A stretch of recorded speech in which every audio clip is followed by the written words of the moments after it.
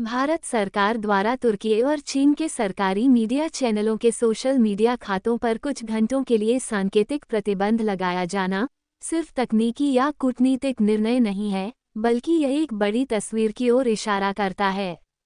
Operation सिंदूर के बाद अब ये किसी से छिपा नहीं है कि ये दोनों ही देश पाकिस्तान के समर्थन में भारत विरोधी दुष्प्रचार में शामिल रहे हैं, चाहे वह भ्रामक रिपोर्टिंग हो, भारत के आंतरिक मसलों को बड़ा चढ़ाकर बताना हो या फिर आतंकवाद पर भारत के रुख को कमजोर करने वाली खबरों को दिखाना हो।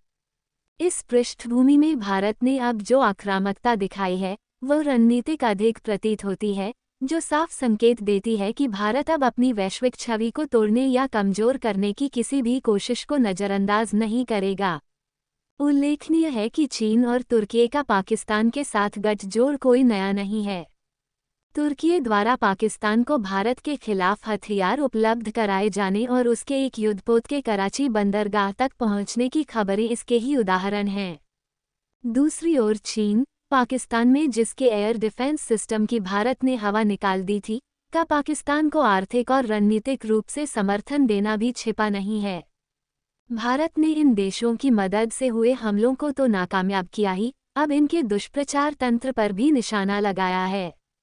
हालांकि ये कार्रवाई केवल डिजिटल दुष्प्रचार रोकने तक ही सीमित नहीं है, बल्कि इसे भारत की आतंकवाद और उसे बढ़ावा देने वाले देशों के खिलाफ एक बहुस्तरीय रणनीति के हिस्से के रूप में देखा जाना चाहिए। युद्ध विराम की घोषणा के बाद जम्मू कश्मीर में आतंकवादियों की धरपकड़ जारी है, जो दर्शाती है कि सुरक्षाबलों ने अपनी सतर्कता और सक्रियता को बढ़ाया ही है। ये भी कि भारत आतंकवाद के खिलाफ अपनी लड़ाई को किसी भी स्थिति में कमजोर नहीं होने देगा।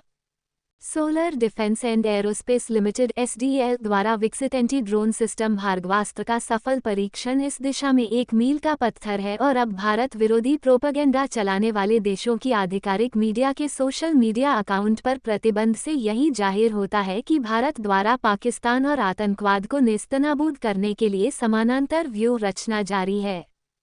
चूंकि सूचना के इस युग में प्रोपेगेंडा भी एक हथियार बन चुका है, ऐसे में आतंकवाद के खिलाफ कोई भी लड़ाई इसका समाधान किए बगैर प्रभावी नहीं बन सकती। सोशल मीडिया पर भ्रामक सूचनाओं के जाल को देखते हुए सरकार के सांकेतिक कदम का महत्व है, जिसे आतंकवाद और दुष्प्रचार के खिलाफ देश की निर्णायक लड़ाई का हिस्सा माना जाना चाहिए।